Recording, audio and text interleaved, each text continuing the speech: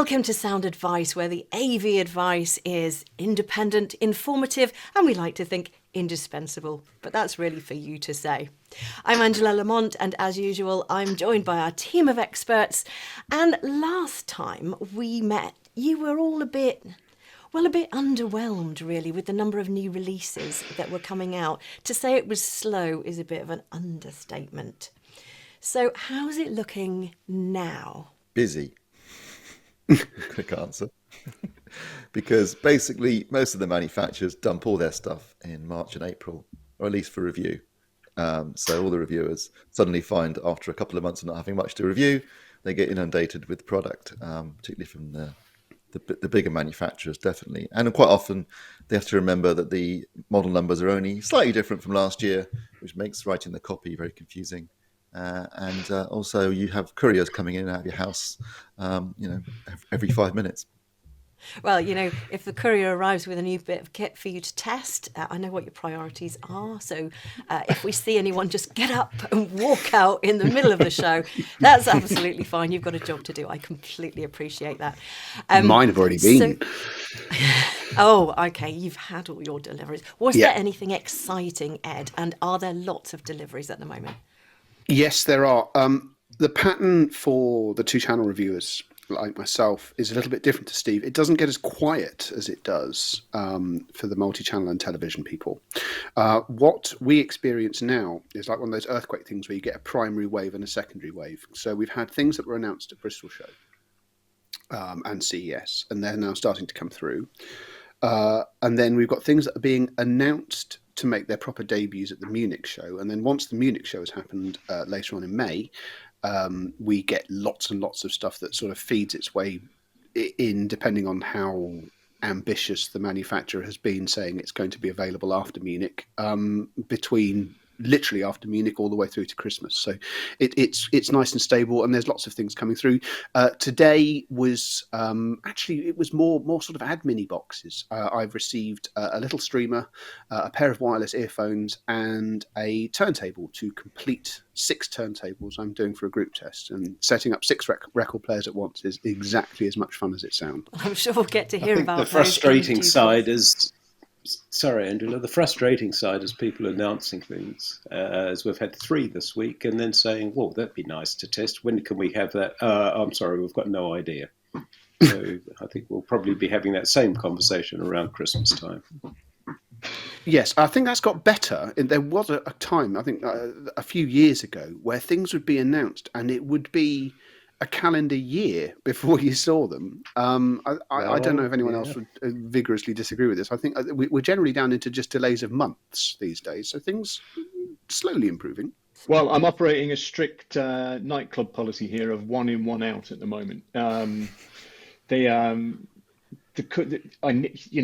work at home most of the time, and it's a fire night home, and so I have to keep things turning over. I can't just be accepting the stuff without making them take something away at the same time.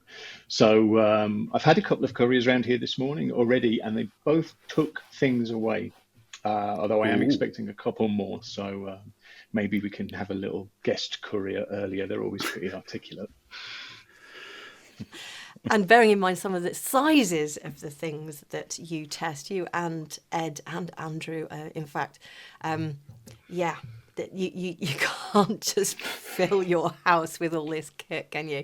Well, no, we're going to talk, you and I, about some speakers which I've had here and have since got rid of most recently, and they took 3 people to set up, and they dug big chunks out of my floor. So I was quite happy to see the back of them.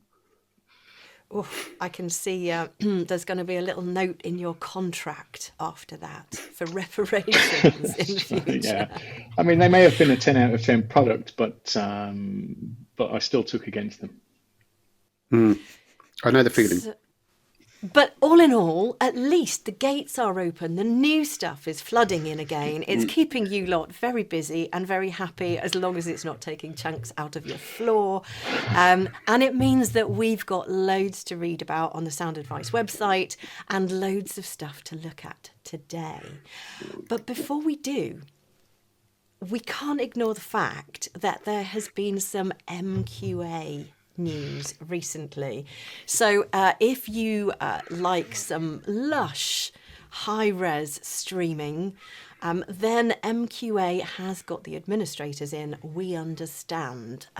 Who would like to enlighten us a bit more on that? I can give you a wee bit of info. That is, it's all obviously very legal and stuff at the moment, but they have lost 4 million quid in the last 3 years. I think it is. It doesn't sound very sustainable. Who's going to pick it up? If anyone picks it up, who knows? How that's going to affect TIDAL in particular, who knows? And how it's going to affect the manufacturers that have made. Ed and I don't agree on this, I'll tell you now, but a lot of these manufacturers, such as NAD, have made a big deal about having MQA in their kit. And if it disappears, it's a hell of a slap in the face for people that have NAD equipment, in my view, like me. So, well, you see, my difference of opinion is that what we saw with MQA support, and I think this, you can read into this as potentially an issue. MQA support appears on products, and when we receive the literature for it, it's like, we support MQA, full stop. No one then goes on to make any great play of how it fundamentally makes the product more dynamic, better, gets your teeth whiter, so on and so forth. It's simply, we support it, tick the box, it's there if you need it. It's very analogous back when every man and his dog was producing DVD players. You ended up with DVD players that we called them universals. They had SACD and DVD audio support and did all manner of other things. Nobody bought any SACDs or DVDAs. It was just there it was specified out of the panic that who knows, it might become important. And it simply encouraged people to buy it because it calmed them down and made them feel that they had all the boxes, the features that they might potentially need. There was never the follow-on to say, we support this because we genuinely believe it helps sound quality. I mean, I would be happy to be pointed in the direction of a product with MQA Spiel that said that, but I have been racking my brains since I had this conversation with you, Bruce, and I simply don't remember it ever being marketed that way. And that always struck me as a concern, because it was like, yeah, we've got MQA because maybe it's important, rather than we've got MQA because this is the future of high-resolution audio production. And as for everyone using TIDAL, I believe they are now using FLAC. Is that right? Well, this is all a bit complicated. TIDAL is intrinsically complicated. Yes, you can listen to FLAC on TIDAL, but for the most part, that is only to 44.1 standard CD resolution. Almost anything which is being streamed as a high-res signal still has MQA encoding on it. I believe that there's one or two things that don't, but there hasn't been any massive overnight change in that regard. The other thing it's important to stress about TIDAL is that unless you are using it via Room, there's nothing on the TIDAL desktop app or the mobile app that actually tells you what resolution you should be receiving. So that always makes it a little bit harder to work out what on earth is going on. This opacity has affected lots of different parts of MQA's proposition. What's it doing? How's it doing it? What are you expecting to see? And simply lighting up an MQA light hasn't always been the most reassuring thing for customers as to what they're actually getting. So this, I don't think, has done them any favours. I don't think it's necessarily, the principal reason where they are. Plenty of other companies are very opaque about what they do as well. It's never done them any harm. But answering your question, Angela, about what TIDAL is streaming is not as straightforward as it is when you ask what is Amazon doing, what is Qobuz doing, what is Apple Music doing. You can see, and it tells you on the app what it's doing. TIDAL hasn't done that ever. And because MQA are not defunct, they are in administration, pending a need for a large injection of cash. Is there any hope for that? So, for example, Warner Brothers Music are fairly heavily invested in MQA, are they not, in terms of their own output? So what would someone like that do about MQA if it is no longer available? I think the biggest problem is that any people, no matter how heavily involved they are in it, because it fundamentally is able to work without MQA licensing on products, you can shrug, cut your losses, and walk away. And I think that's possibly going to be a bit of an issue for finding people willing to invest large sums of money in it, because making it exclusive and making it something that has become entirely structural comes with its own risks. And having had the administrators in and then saying, oh, by the way, it's now going to become much more fundamental about what you have to support in order to listen to this, I don't think that's going to be commercially sensible. So I am to business what John Candy was to hang gliding, so it's not for me to make a guess on this. I mean, who knows what could come out of it? But a number of people have said that MQA was a solution looking for a problem, and with everyone else streaming high resolution music without any form of additional compression encoding perfectly successfully, and video services streaming massively larger files without any issue, it just doesn't necessarily feel like there's any massive reason for it to continue to be. But I stand to be completely wrong on that. I frequently am. So if you enjoy your lush high-res music streaming, there is no need to panic. If you are a TIDAL user, there is no need to panic, and you can carry on enjoying your streaming. But just a little roundup there to show that there is plenty going on in the world of hi-fi and home cinema at the moment. So let us know what you would like us to look into next time. So on the Sound Advice website and the YouTube channel, and the two are now linked, there are hundreds of independent reviews. Now, Bruce, you're one of the founders of Sound Advice, and you very firmly decided to only do independent reviews. But if the manufacturers can't just give you something and ask you to review it, how do you choose the kit, and how do you choose what goes on to Sound Advice and what you feature? We've set up three criteria, Angela, that the products must satisfy before we'll look at them. The first one is simple. It comes from these guys here and the other reviewers, and they have to recommend it. They've got to have seen it or heard about it or think that it's going to be okay. And it's their recommendations, and that's really the guts of all the reviews on the website.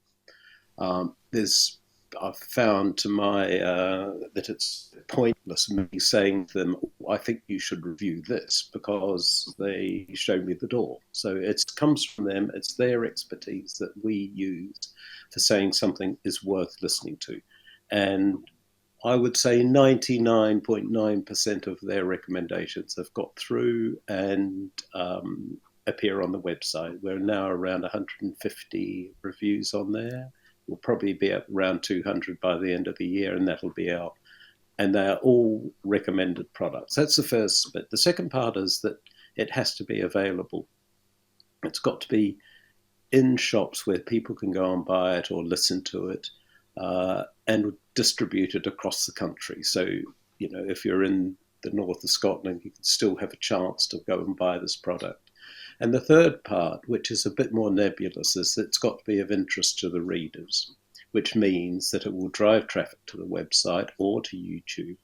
And the reason we've put that in there is because we don't want to end up going down a wee rabbit hole full of extremely esoteric products, which A, you can't buy anywhere, or B, have an interest level of maybe two people, one being the manufacturer and the other being the designer. So it's got to be available, easily available, of interest, and recommended by Simon, Ed, Steve, John, Andrew.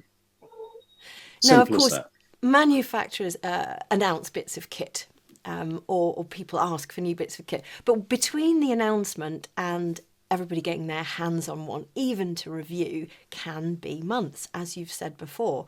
So how do you feel about the requests coming in? Do you get requests coming in to say, can you review this piece of kit, please, from people from the website? Are they asking for stuff that doesn't yet exist and wanting to see it as soon as it's out?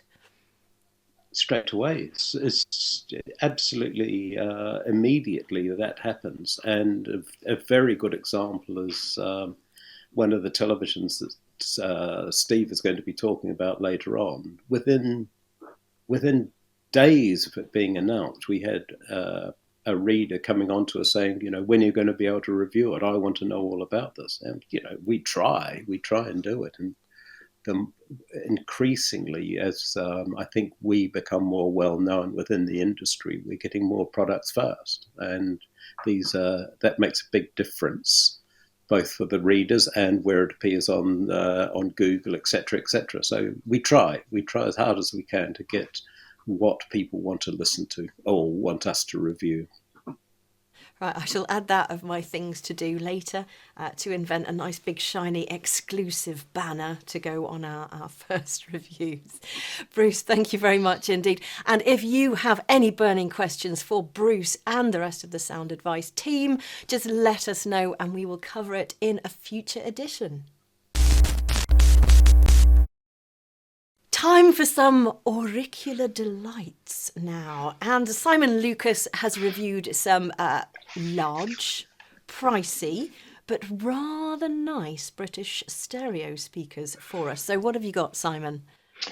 The Monitor Audio Platinum range has always been the company's flagship range, and they recently released the third generation of the Platinum range, and the flagship speaker in that flagship range is the Platinum 300 3G. It's a large and imposing, profoundly capable floor-standing loudspeaker, which you can acquire a pair of for about £11,000, I think. The flagship speaker in the flagship range, that's a lot of putting the flags out. So does it live up to that amount of flaggage, Simon? Yeah, I mean, it's true to say, isn't it? The law of diminishing returns is at work with loudspeakers as surely as it is anywhere else in the hi-fi industry. But nevertheless, if you have the wherewithal and if you have a room large enough, because they do require a fairly large room to do their best, and if you are resigned, or rather resolved, to spend similarly impressive sums on the equipment that's driving them, then it's quite easy to make a case for them, I think. They sound tremendous. They're really balanced and poised and powerful and insightful, subtle and muscular, and all of the positive terms that you want to apply to a pair of new loudspeakers, they do apply to these. Now, it is a lot of money for speakers. And on this show, we have featured some very traditional speakers, some very highly innovative speakers. Where would you put these on that range? Are we paying a lot of money for absolute craftsmanship in the traditional end, or a bit of innovation, or how do they work out? Yeah, there is a bit of everything there. I mean, these are passive loudspeakers, and very little is new in the world of passive loudspeakers. You're paying for some expert cabinet making. These are, you can tell from the picture a little bit, I suppose, but they're well over a meter tall, and they're well over 50 kilos each. So once you put them on their spikes, in my house anyway, I put them on their spikes and I put them in their position, and over the course of a few days, they just gently drove themselves into the floor. And so they had to be sort of prized out again when I returned them to Monitor Audio. There's innovation within the technology. The technology itself, the broad technology, loudspeaker drivers and what have you, is the same as it ever was. But Monitor Audio have perfected these rigid diaphragm cones over time, and they basically have gone to lengths. They've applied themselves. They've spared apparently very little expense in specifying and constructing these speakers, and then lacquering them 7 times or whatever, so you can see your face in them and your fingerprints. And the result, it's quite imposing as furniture, but as I said, these loudspeakers need a fair size of room in order to do their best anyway. And so if you accept them as pieces of furniture, then they've got quite a lot going for them, I think. So let's say that someone likes the sound of these speakers and it's a heck of an investment. You are not going to buy them without listening to them first. You are going to want to go and see them, touch them, listen to them, imagine them, for your own listening experience. How many places are there where you can actually do that and go and experience speakers like this? I don't know exactly how many places are stocking this range, but there are some retailers, especially in the south of England, where their stock in trade is extremely expensive equipment. You may have to travel to hear them, but then it's like buying a Bentley or a Porsche. You can't just pop down the road, can you? You do have to make an effort to get to listen to these things. I never just pop down the road to buy my Bentley, Simon. No, I always make a special trip. And as for where you can hear them, I think we should throw a challenge out to the Sound Advice helpline, because, hey, that's what it's for, isn't it? So if you want to find a pair of these speakers, get in touch with our helpline, and I'm sure the guys at Sound Advice will help you find them. And as for the review, I'm going to put a link to Simon's written review of these speakers underneath this video. Now, Simon, like most reviewers, you review stuff at home and you have large amounts of kit to swap in and out, even if they are large speakers that have 3 people to carry them in and install them. And that's great. You can set it up how you want. You can get it sounding amazing. You can spend your time over reviewing that kit. But I understand that there was a pair of speakers that you did not review at home and you had to go to Essex to look at. Is that right? Yeah. Tell us all. Dartford Crossing and everything. It was another pair of Monitor Audio speakers. I know I've just said that their Platinum range is a flagship, but the Monitor Audio was 50 years old last year. And by way of celebration, they developed a loudspeaker called Concept 50. And it was so well received when they showed it at different places that they decided to put it into production. It's not called Concept 50 anymore. It's called Hyphen, but without an E. And it is a passive loudspeaker, but it's quite a thorough reimagining of passive loudspeaker. And the result and this is what you get if you allow your designers and your engineers free rein.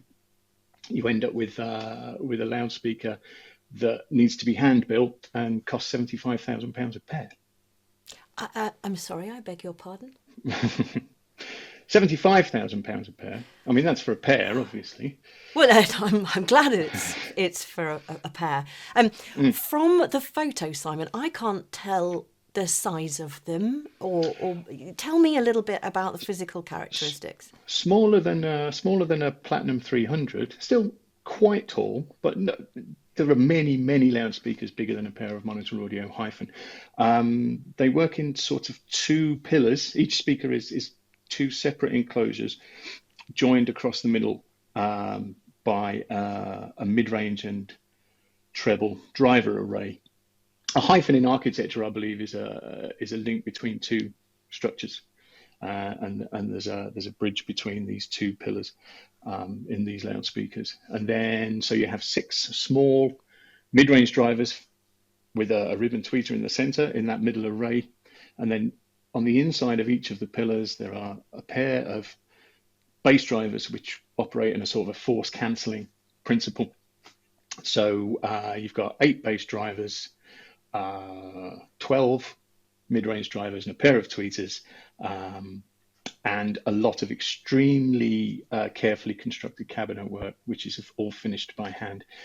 And I might have suggested when I was at Monitor Audio that it put me in mind of Corian kitchen work surfaces.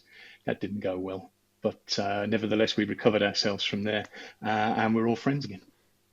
I can't imagine why that wouldn't go down well. Coming back to the number of drivers, though, that's a lot of drivers. Nice and smooth, no sort of obvious edginess around that, or what to the sound? You mean to the or sound? to the no the sound? I mean, we've already talked about diminishing returns and £75,000 of loudspeakers is not. It's not 10 times better than £7,000 worth of loudspeakers, which equally are not 10 times better than 700 quid's worth. But they are outstanding loudspeakers. I mean, almost humbling in the sort of immediacy and the positivity and the fidelity that they're capable of. And unlike the platinums that we talked about, they don't seem to insist on a massive room in which to work. Although if you've got 75 grand for speakers, I presume even your bathroom is massive, let alone the room you're listening in. It must be a little bit like getting a Willy Wonka gold ticket when you go on down to monitor, to like a real VIP experience, to have the pleasure of listening to those speakers, is it not? It was nice to go and do that, yeah. And in this instance, I'm glad that I had to go there rather than have the product come to me. I don't want to be left in charge of £75,000 worth of speakers. Anything could happen. There are limits to my business insurance that would quite easily be breached. Thank you very much for going and carrying out that mission to Essex in order to get that review. But if you happen to not have that amount of money, then I will put a link below this video to lots and lots of speakers which are also very good and not quite that amount of money. Sorry, Simon, tell me how much that amount of money was again? £75,000.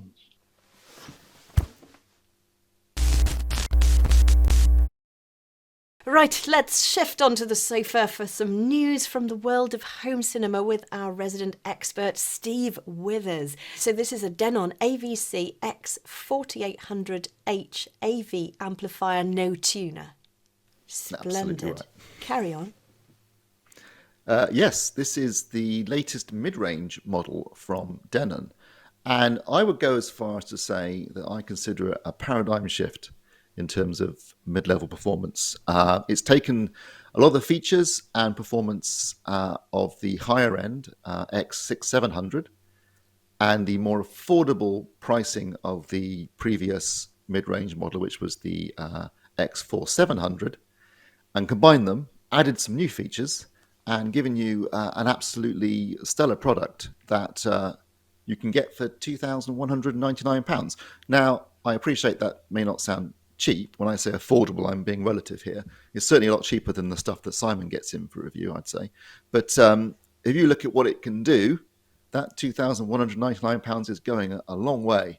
And you will be hard-pressed to find any other AV receiver or amplifier that's equally as well specified for that price, other than, of course, the lack of a tuner. I agree, it's not a cheap piece of kit, but this is about value for money, isn't it? This is about what you get for the money you spend. However, are there any star features on this piece of kit that you could pick out for us?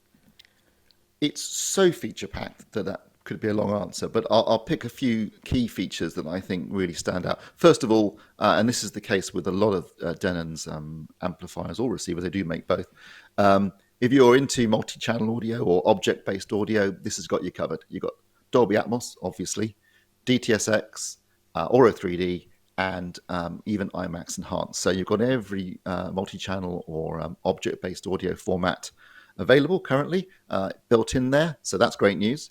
It's got 9 channels of amplification built in, so you can immediately run either a 7.4, because actually it's got 4 subwoofer outputs, so you can run 4 independent subs if you can fit 4 subwoofers into your lounge. So you could run a 7.4.2 or 5.4.4 right out of the box. But it does actually process up to 11.4 channels. So if you added 2 more channels of amplification, you could run 7.4.4 or 5.4.6. I mean, it's entirely up to you which way you go. But that's great news. I think one of the main features on this one, and this is a big difference from the previous generation of Denon receivers and amplifiers, is that there are 7 HDMI inputs and 3 HDMI outputs, and all of them support HDMI 2.1, which means you can pass 8K if you can find any 8K. But more importantly, perhaps you can pass things like 4K 120 for high frame rate gaming, which is certainly a big feature these days with next gen gaming consoles like the Xbox and the PS5. So that's great news. And as another feature, something that people have been asking for a long time from Denon, because Denon, they do include the Odyssey room correction system. They've been doing that for years. It's a very good system, nothing wrong with it. Very easy to use, very effective. But there are a lot of really sophisticated room correction systems these days, specifically Dirac Live, which is probably the most dominant room correction system that's available, like a third-party system that's being used by a lot of different manufacturers. And you can now, you do have to pay a fee. I'll make that clear. It's not free. You pay a fee, but you can actually add Dirac Live to your the X4800, and then you can run that system instead. So that's something that's new. Yes, there is a cost attached to it, but I think it's definitely a feature that a lot of people will be welcoming if they're fans of Denon. And finally, the model number, the X4800H, the H at the end stands for HEOS. So it does have Denon's HEOS multi-room system built in, which is actually a really great feature. And if you're a fan of music, that means you can send music around the house to different HEOS supporting products. And if you are a fan of music, it supports high-res audio. It also supports MPEG-H and 360 reality audio. So as I say, it's a feature-packed piece of kit. Yes, you're right. There's a very long list. And in the past, we have reviewed bits of kit from Yamaha, Arcam. This is now so feature-packed from Denon, and we haven't heard from the others very recently. Do you think Denon are starting to forge out ahead in this field? I think they've always dominated the mid-range. I've been a fan of Denon for over 20 years and owned a number of their products in that time. And I can definitely say that while they do make some really, really good high-end kit, if you look at their flagship AV amplifier, it's absolutely stonking, and it has like 15 channels amplification built in. And they also make some very, very good, quite cheap products, entry-level products. It's that mid-range area where they really do deliver the goods in terms of, as I say, features, pricing, and specifically performance. They're very, very good when it comes to multi-channel audio, and they deliver a really cinematic experience and a really immersive and dynamic experience, which I love on Denon kit. So I think they've always been strong in this area, but I think the 4800, really sets out their stall and consolidates their foothold in the mid-range. And whilst, yes, you can go for other means, for example, the Yamaha RX-A6A, it's £300 more. Very similar, 9 channels, 11.2 channels of processing. But it doesn't have IMAX enhanced, it doesn't have Dirac Live. It uses Yamaha's YPAO room correction, which I don't think is as good as even Odyssey, to be perfectly honest. Has Music Cast multi-room, so it's got a lot of the same features. I'd say it's a tad more powerful, but I still think that bang for buck, the Denon has the edge. You can look at Arcam. Obviously, you're talking about a very different price point. The AVR 31 is nearly $6,000. And only has 7 channels of built-in amplification, but those 7 channels are Class G and are super powerful and really, really responsive and really good. It can decode up to 15.1 channels, so again, you have more room for expansion if you want to do that. And it has a tuner built in as well, but big price difference. So, as I say, in that mid-range area of the market, I think Denon continue to reign supreme. Now, in the written reviews on the website, I always love to see what you tested this piece of kit with, and you've listed the films that you watched, which included Top Gun Maverick and Elvis, which I thought was probably great for testing out completely different types of soundtracks on films. So if you want to have a look at what Steve tested it with, I will drop the link to that below this video. And thank you very much, Steve, for reviewing that. So, Steve, let's talk TVs. And just like buses, in 2023, we've waited ages and now 3 come along at once. Firstly, why is that? Basically, almost all the TV manufacturers, particularly the big ones, they tend to release their new models around about the same time. They usually announce them in late February, early March. They start hitting the stores usually in around April, sometimes May. And the review samples all go out around the end of March, beginning of April. They usually all turn up at the same time. There's usually multiple samples from multiple manufacturers who want multiple reviews yesterday. So it's a bit of a nightmare if you're a TV reviewer sometimes. But the good thing is, by having multiple different manufacturers' models, particularly their flagship models, turning up at the same time, you do get a chance to compare and contrast, which is very useful, particularly if in some years there's bigger differences than others. I mean, there have been certainly years where the new model, apart from the change in the model number, the differences are minimal, and it's just like, just minor tweaks. But this year, there's quite a big difference between this generation and last year's generation on a lot of these TVs. So it makes for some interesting comparisons. So you and John Archer have reviewed 3 significant new models with some new technology in them over the last few weeks. 2 from Samsung, 1 from LG. And I know that John says in his review that the LG could be the best TV to launch this year, which we're only in April. So that sounds quite exciting. But let's look at the 2 Samsung models first. So, Steve, tell me about the 65-inch, £3,700-ish Samsung QN95C. Yeah, this is Samsung's flagship 4K TV for this year. It's an LCD panel with an LED backlight, and that backlight is composed of lots of tiny little LEDs. In fact, there are 1,400, just under 1,400 LEDs behind the panel, which is nearly double what was on last year's flagship model. So big increase in terms of the backlight. And that means more zones, which means more precision, which means better contrast, deeper blacks, and a better overall performance in terms of peak highlights as well. So that's a big difference. I mean, otherwise, the TV is not wildly dissimilar from last year. It has a very similar design, a bezel-less screen, very attractive TV actually, very thin, and a nice solid metal stand. One of the interesting things this year is that it does not have the One Connect box, which it did have last year.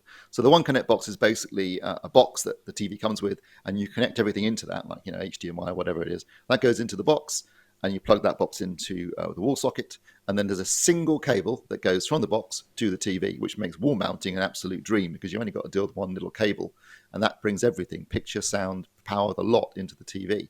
Now that's been dropped on the QN95C this year.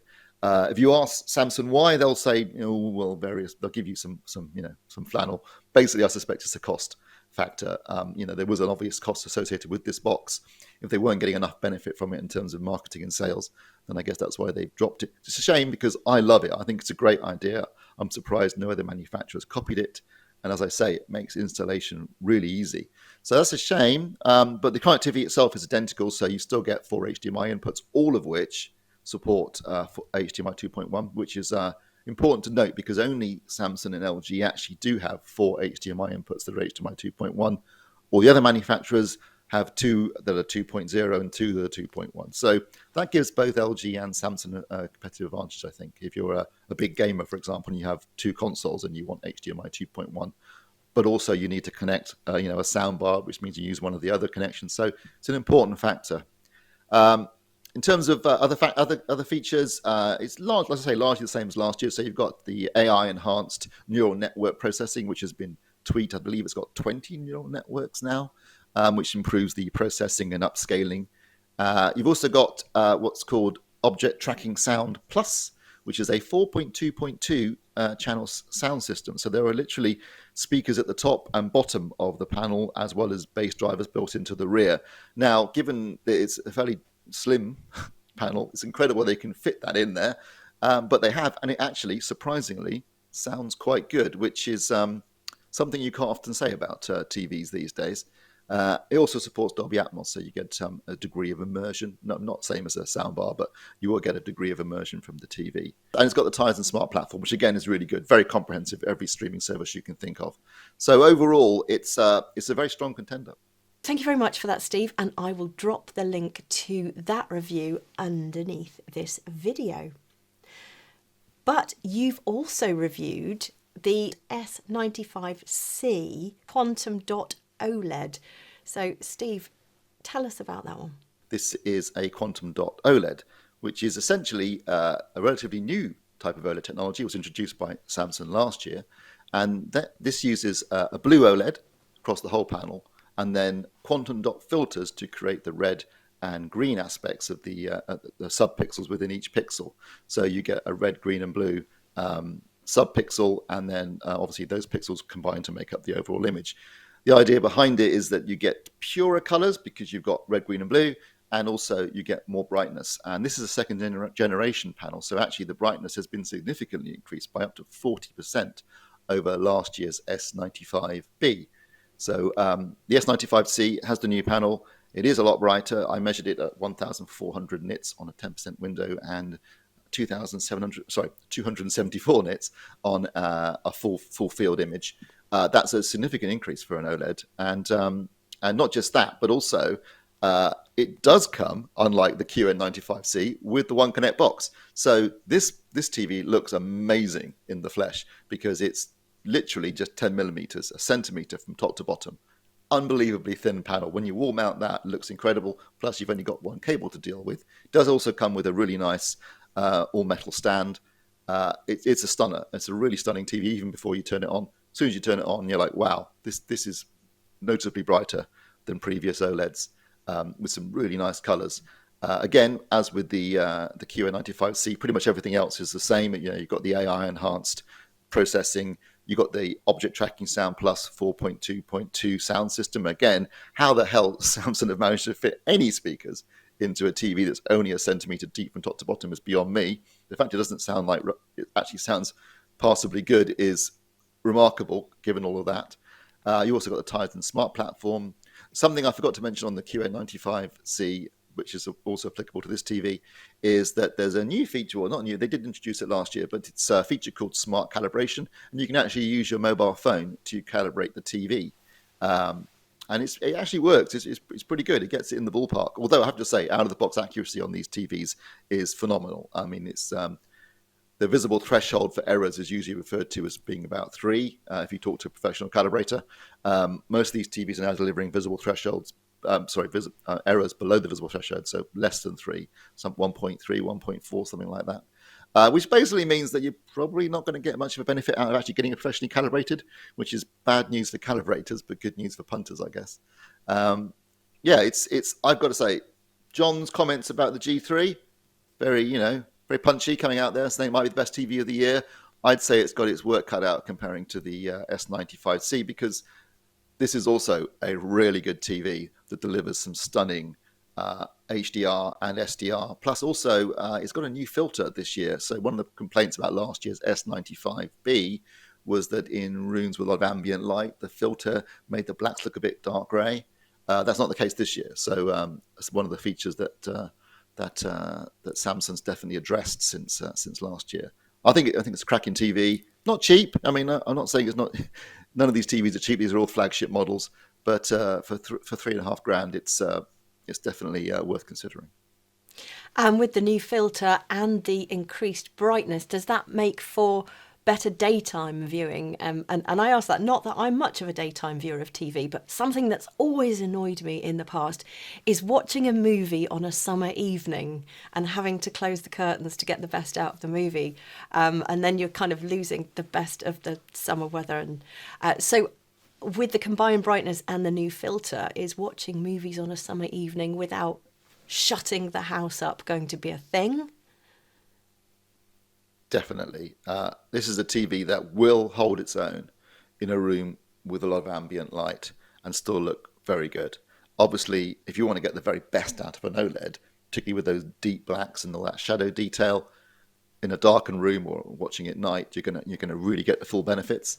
But you can watch these TVs, both the S95C and the G3, in daytime and still get a really punchy picture. So don't worry, if you want to watch a movie in the evening, particularly in the summer evenings when it's still broad daylight, this TV can deliver the goods. Thank you very much. And I will drop the link to your written review also below this video. So now it's time to take a look at a TV which John Archer in his review has said could possibly be one of the best of the year or even the best TV of the year. And it's only April when we're recording this. So we are going to take a look at it with Steve Withers. It is the LG 65 OLED G3. Steve, tell us all about it. Yes, well, not that I'm going to question John's undeniable wisdom when it comes to TVs. This is an absolutely spectacular television, no question about it. The LG G3, their new flagship model for this year, takes what's called WRGB OLED, which is the technology that LG have been developing for more than a decade. It takes it to a whole new level by adding what's called a micro lens array, MLA. Essentially, it's focusing the light from the pixels more precisely, so you're getting a much brighter performance. This TV can hit 1,400 nits on a 10% window and around 250 nits on a full field image. So very bright for an OLED, very bright. I mean, not as bright as an LCD TV, obviously, but when you're talking about OLED, this is incredibly bright. It's also delivering a very accurate picture, a very beautiful colors, fantastic processing. It is an absolutely cracking TV.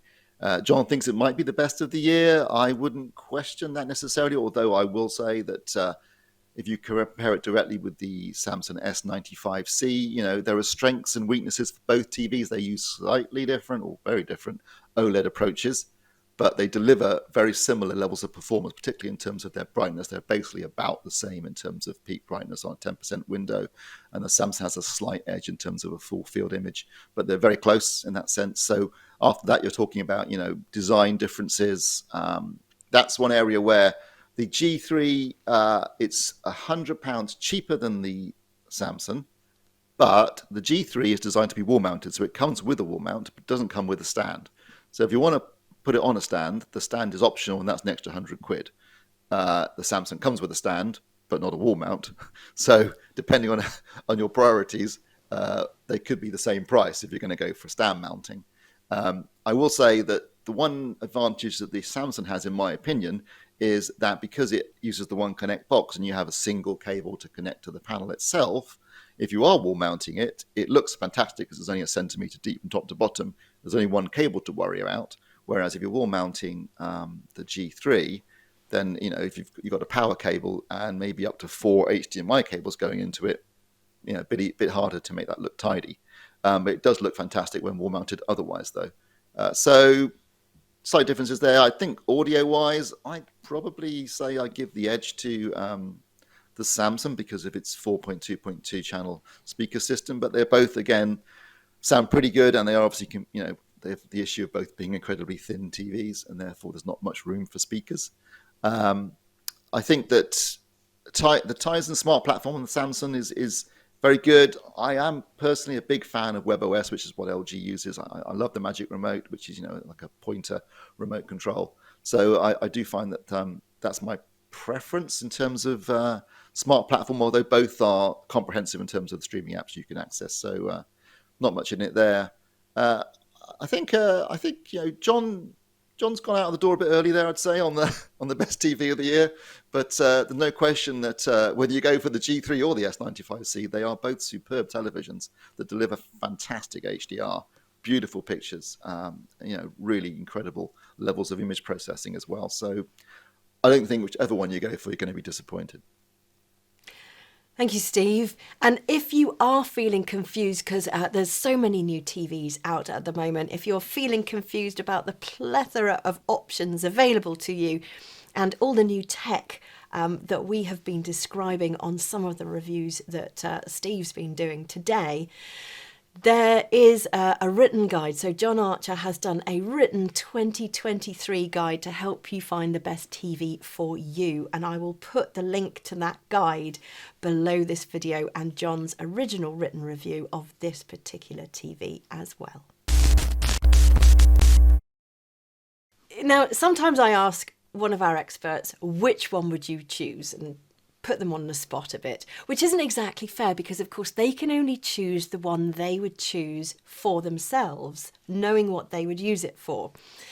But if you're feeling like there's just a lot of choice out there at the moment and you'd like some help narrowing it all down, then don't forget that's what Sound Advice is there for. Sound Advice doesn't sell any kit. It does reviews and it gives advice, but it doesn't sell any kit. So that means Sound Advice can stay independent and you can chat directly with the experts. So Bruce, can you tell us how can people get help through the Sound Advice helpline? And what does that help kind of look like? How do people approach you and what kinds of things do they ask about? Thanks, Angela. It's simple. It's very simple. On the top of the website, there's a link for the helpline where you can book an appointment with one of these guys to chat to them on video, on telephone, by email, or on the chat itself, or WhatsApp. They will give you personalised advice for your circumstances. For whatever bit of kit it is. Steve and John will do the tellies because they're the best ones for doing those. Just turntables and hi-fi will be Ed and Simon or Andrew. And to be very honest, it started very slowly. People, I think, were nervous and scared about what was involved in it, particularly because it's all free for them. They thought, oh, goodness, this is suspicious. But it's not. It's all, it's us being magnanimous, and it's starting to really, really take off. And this, over the last 2 or 3 days, we've had a very sensible query that came in, really what we've just been discussing about with the televisions. And John spent 15, 20 minutes on the phone to the guy, to Steve, another Steve, who wanted to know the difference between the Samsung and the new old G3. And we've written that up as a reader's query on the blogs on the site. And it's absolutely fantastic in terms of information. Again, we've had another one in recently about the Mitchie G3 amplifier, which is 3,500, something like that. But the guy was very specific about his needs. So we were able to talk to him about what his equipment was, what his best partner was, etc., etc. And both of those people wrote back directly to me to say thank you, that the information was absolutely fantastic. And that means a lot for people responding like that. Well, it means a lot to have the service available, though, because we've all been in the situation where you want to buy something and you just want to buy it at the point in time where there is so much choice and you don't know which would be the best one for you. And if you've got a knowledgeable friend, and if you are one of those knowledgeable people in a certain area, whether that's you feel like the pub PC support or whatever, you get chatting to a friend that you trust. But when we're talking about hi-fi, home cinema, that kind of thing, you haven't necessarily got a friend down the pub you can chat with, or a friend that you can ask questions of. And so the Sound Advice helpline is expert help, not trying to sell a bit of kit. It's listening to what you've already got, what you want it to go with, what you want to do with it, and then just trying to get you the best piece of kit for you. I think that's the idea, Bruce, isn't it? Absolutely right. Absolutely. There's no selling involved in it whatsoever. These guys, it's sort of irrelevant to them what the person buys. All they're doing is passing on their wisdom and their experience and their authority about what will be best for them to suit. And even then, it's not cast iron. It will help that person go into a store to listen to that and go in there with some sort of knowledge rather than going in completely blind, and be able to say to the retailer, look, I want to be able to listen to this. I know it does X, Y, Z, etc., etc.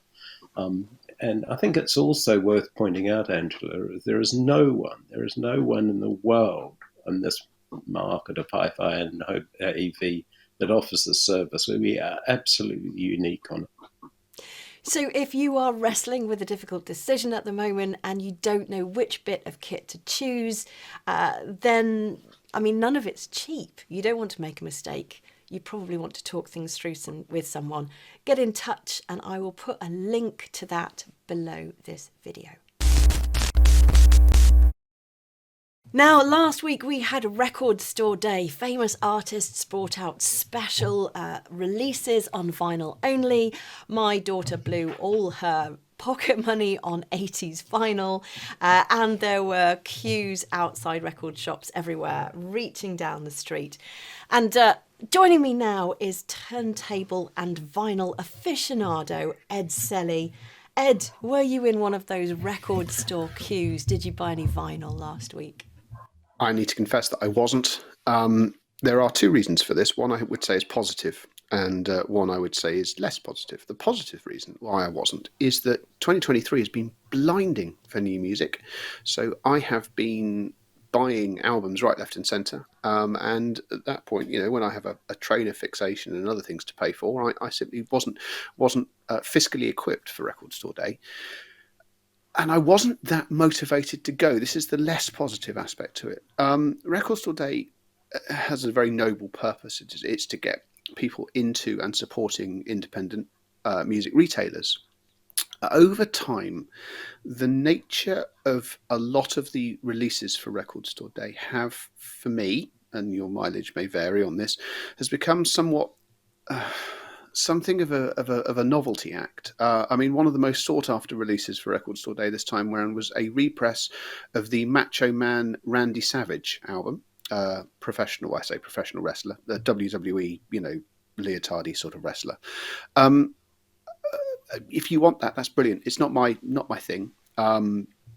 And you've got to, things have to do what they need to do to stay viable. But this time round, in light of the amount of records that I've already bought this year and the amount of records I still want to buy this year, I gave it a swerve. But no, I mean, there do look to be some interesting things. It's just perhaps a slight shame that a number of those interesting things are now available for you to buy on eBay after the person that queued for them has popped them on there for 6 or 7 times the price that they paid for them, which is disenchanting.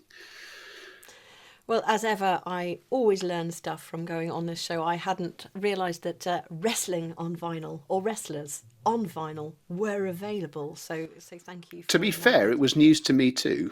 It's a very smart pink pressing with Macho Man Randy Savage on the cover. If it's your thing, I mean, you go for it. Don't let me stand in your way. I think on this occasion I might pass, but I've got some old stuff hanging. This is the kind of thing my daughter's been buying, sort of 80s nice. Pop on vinyl, and it's always nice to get the next generation using your turntable, is it not?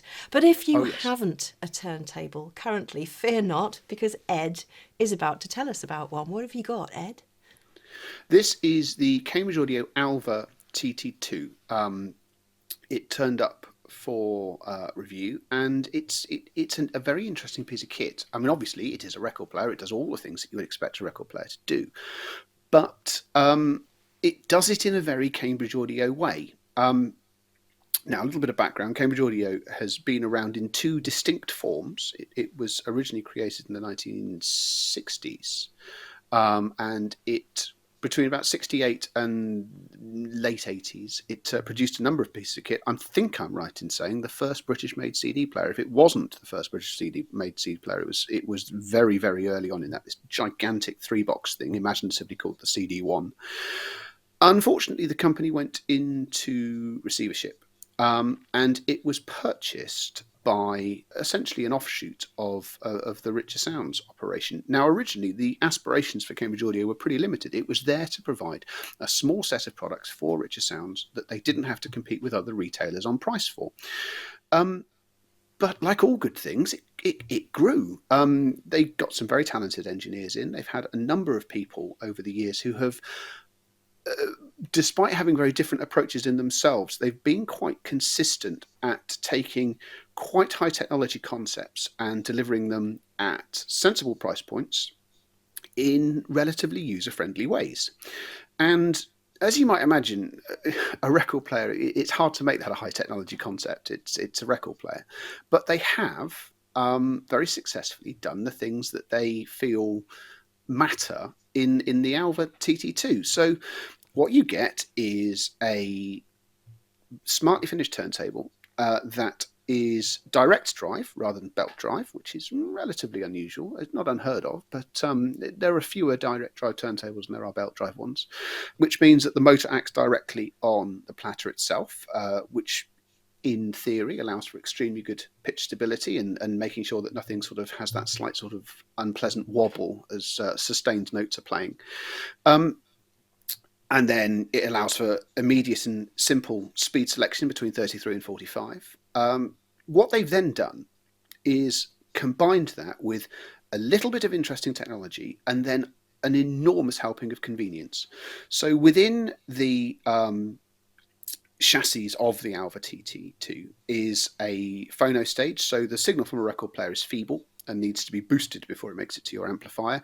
Cambridge Audio has gone and fitted one internally. And then because they're Cambridge Audio and they fancy doing something a little bit more than that, you can also output the signal from this phono stage over a decent quality Bluetooth output to a Bluetooth speaker. Now, that isn't much use in the same room. I mean, I've done it, I've tested it works, and it sounds surprisingly good.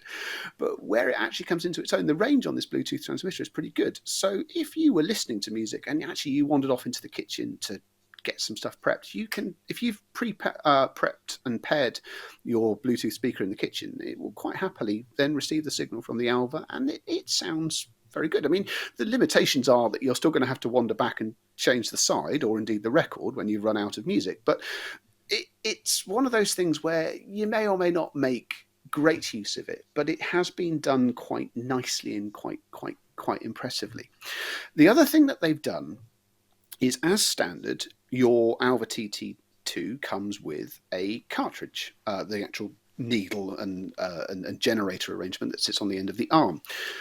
Cambridge Audio's designed, or I suppose to be honest, they've worked with another company to produce something called the Alva MC, imaginatively enough. Now, the clue there is that this isn't like most affordable cartridges. It's a moving coil design, which instead of moving a magnet inside a sort of an array, generates a signal by moving a coil against the same arrangement, which it produces a lower output. By making the coil as efficient as possible, this cartridge is able to work into a normal moving magnet phono stage, or indeed obviously the one that's inside the Cambridge Audio. But this cartridge is really good.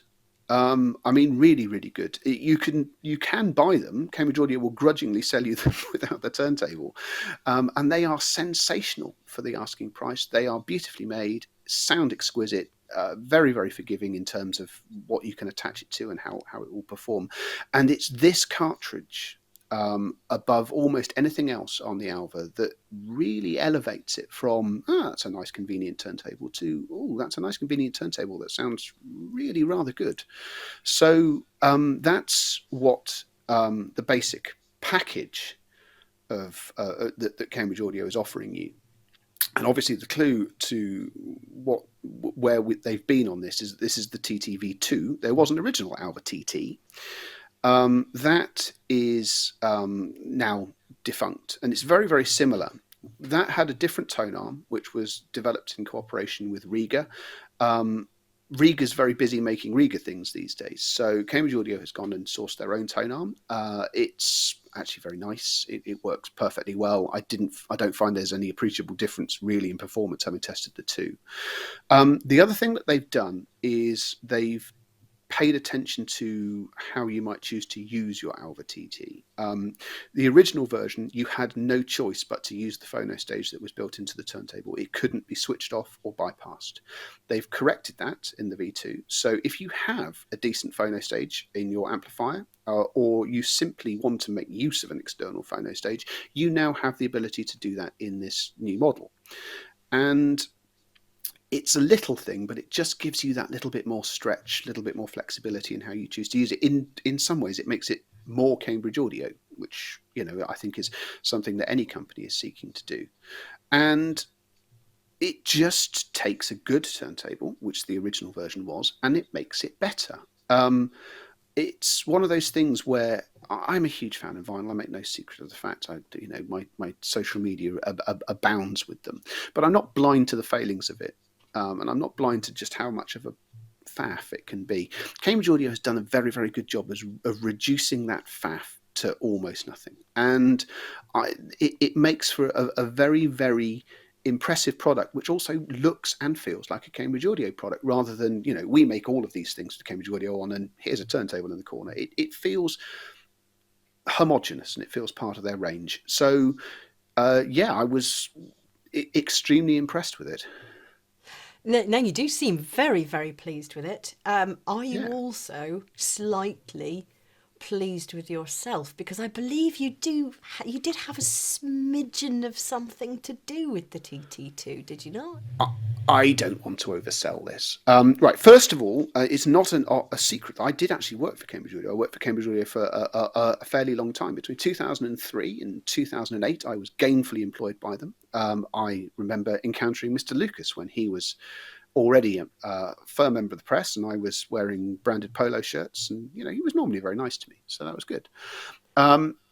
Since then, on occasions, I will work with Cambridge Audio and other manufacturers. I do not regard myself as much of an engineer.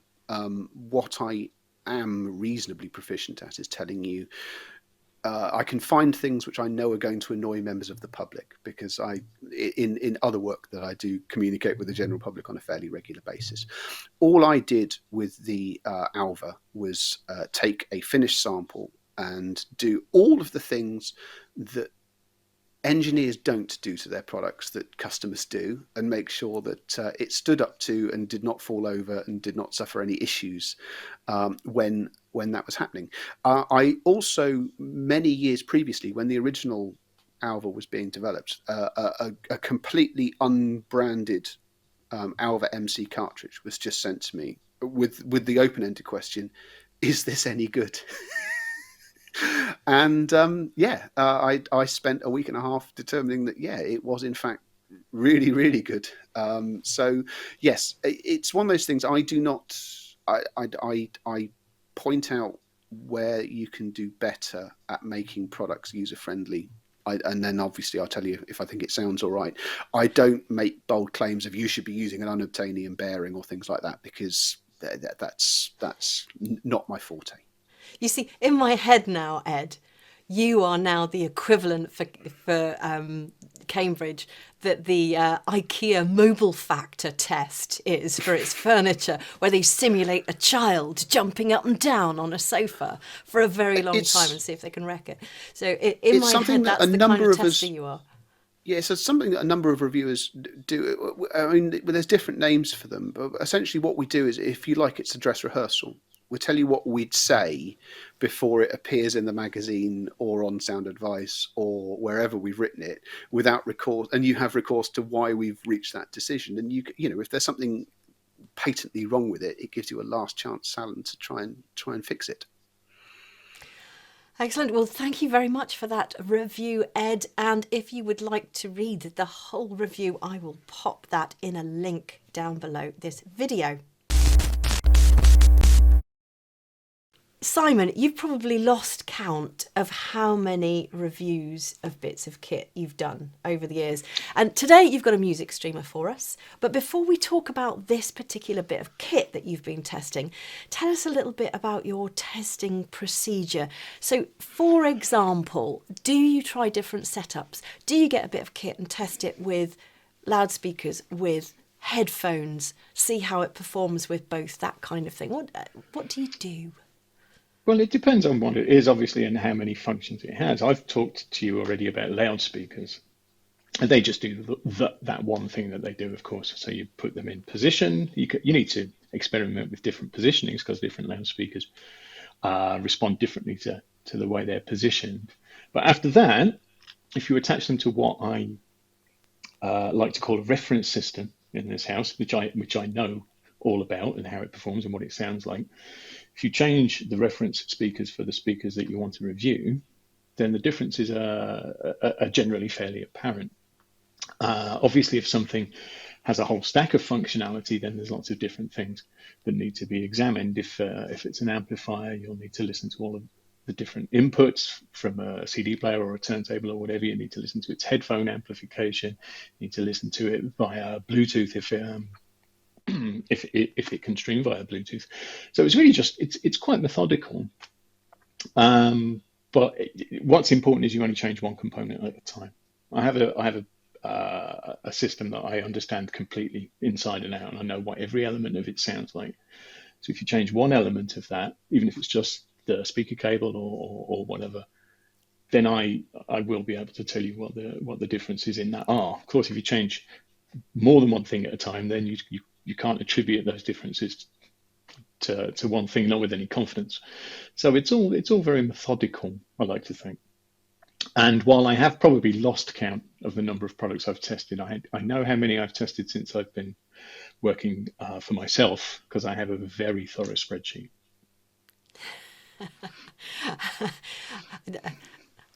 I'm lost for words. You and the spreadsheets just didn't go together naturally for me. So No, well, maybe we'll get you to do a session on Simon's spreadsheets on another day. But today, yeah, do tune in for that. You've got a music streamer for us that you Yep. plugged into your reference system, no doubt, to give That's it right. a whirl. It is the Cambridge Audio MXN10. What were your first impressions? Ooh, isn't this small? That was my first impression. It's a tiny little thing in a chassis that's quite a bit smaller than is the norm for a piece of hi-fi equipment. It's the same chassis that Cambridge has been using for its very successful phono stages for a while, and it means that the MXN10 is compact and discreet and quite easy to position in anywhere that you want to position it. That was my first impression. And by the time I'd finished testing it in its reference system, my impression was of much as Ed talked about the Cambridge Audio turntable. It's another excellent Cambridge Audio product for the money. Represents tremendous value for money. It's very thoughtful in its application, and it, I think, will be ideal for any number of people who might be interested in getting into a bit of digital audio streaming without maybe bending off their legacy hi-fi system that they've owned for years and still enjoy. And at this price point, that would actually be really tempting, wouldn't it? So this music streamer is around about the 450 mark at the moment. Yeah. It's very easy to spend thousands of pounds on a music streamer, but Cambridge Audio have come up with this for about 450 quid. And you're saying it's great value for money. How do they manage it? I am saying that. I mean, Cambridge Audio will sell you a music streamer for thousands of pounds, certainly. I presume. I mean, there are things that the MXN10 goes without. It doesn't have a display, for instance, which is no real impediment, I don't think, because you tend to be able to have to operate these things from a computer or from your smartphone anyway, because of the control app. The Stream Magic app, which is Cambridge Audio's platform, which is really effective. So the fact that the machine itself doesn't have a display, because you're looking at your phone to find out what's what anyway. It doesn't have a headphone socket or any headphone amplification, which may put some people off. But equally, if you're integrating it into an existing system, then there's every chance you've got a headphone socket elsewhere on the amplifier, probably. And of course, it's in a smaller chassis than is the norm, which means less money spent on materials. And it also means you can get more of them into one shipping container all the way from China to the UK. So these are all economies of scale, I guess. And that is a big part, I suppose, of how Cambridge has managed to produce what is undeniably a piece of hi-fi for slightly less than you might imagine it's possible. Now, you talked about operating it from your smartphone. Yes. Is that easy to operate? Is it the Stream Magic app? Is that easy to operate? It is the Stream Magic app. Yeah, it's good. It's a good app. It's nice and stable by the standards of these things. It's fairly logical by prevailing standards.